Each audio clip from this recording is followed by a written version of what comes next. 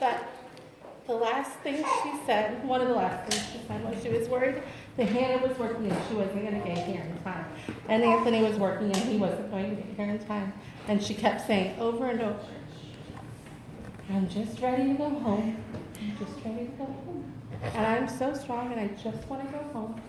And the minute Hannah got there and Anthony got there, that's when she kind of slipped into her little coma.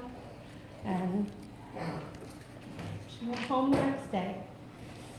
Very peacefully. Very peacefully. Yeah. God answered her prayer. And all surrounded by all of us. And up until that last breath, she was just so strong. And I could tell you hundreds and hundreds of stories about just how strong she was. But maybe here for days. We don't have days. And I could tell you stories about how fun she was because she was a fun mom. She was a blast. Like we never wanted to ever sled with her because she got super excited and she'd sometimes pee a little on us. So we didn't sled with her. After the first, and Dad would build these amazing toboggans in Indiana, you know, and we'd have to fly on those hills. Fun times, but just not with her on our sled. But it didn't stop her any. She just went by herself. No, and even Grandma Phoebe, she loved to come and sled with us. And Tony, yeah, and they come in full, you know, from Texas, you know, you come up in full gear, you know. We go out there in our sock mittens, you know, and spend hours and hours. But she was just an amazing mom. She was an amazing human being. And I just want to thank you from my heart, and I know from all of ours. And I know Amanda and Josh are a little emotional, and of course, and don't want to speak today. Right now. But Karen has a few things to say. I had to write notes, so. I tried. It was long. When I think of my mom, I think of how strong she was. I always told her how Chuck Norris had nothing on her. She had strength like I've never seen. She was so brave. I never really saw her be afraid of anything.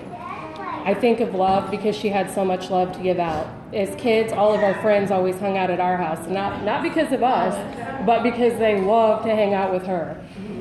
And Dad and her were very involved parents, and they devoted their entire lives to their kids and now their grandkids.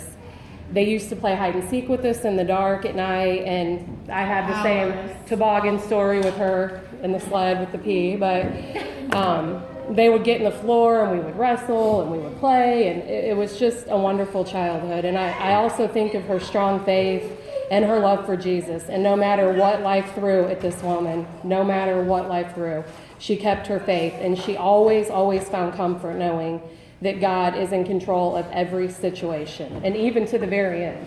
She found so much comfort knowing that this is all in His plan. It was her time to go.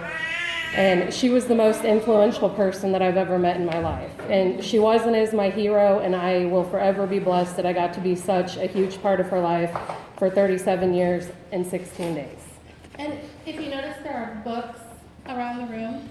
And in these books, there are stories that all of our friends and even some of you have sent to us on Facebook or Messages, texts, phone calls, things, just to kind of show how loved she was and how, okay, she's a little crazy too, she was, but a fun crazy. But Yeah. you're more than welcome to go through them. look at the books. Look at books, see pictures, and I can't watch the video. It makes me cry.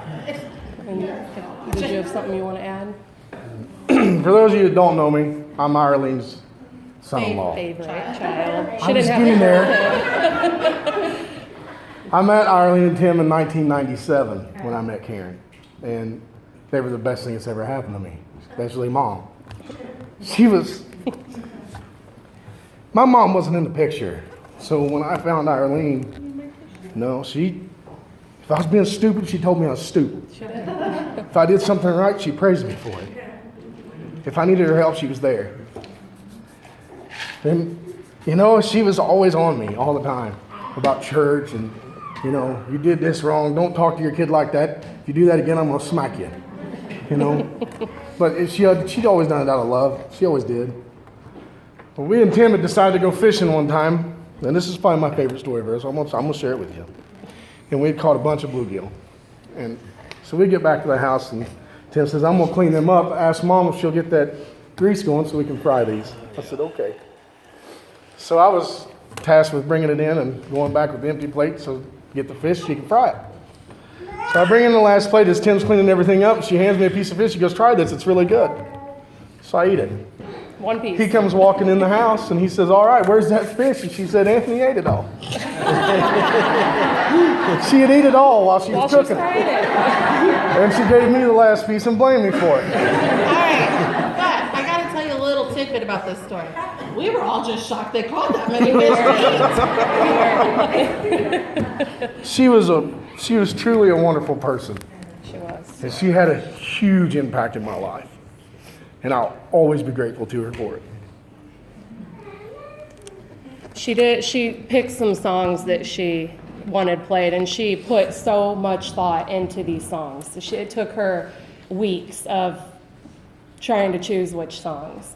And she also asked that Noah would sing one of her all-time favorite songs, which is Because He Lives. So we're gonna have him sing that song like she wanted, and then we'll go ahead and play those songs. And then we'll pray. And then we'll pray, and then we'll eat.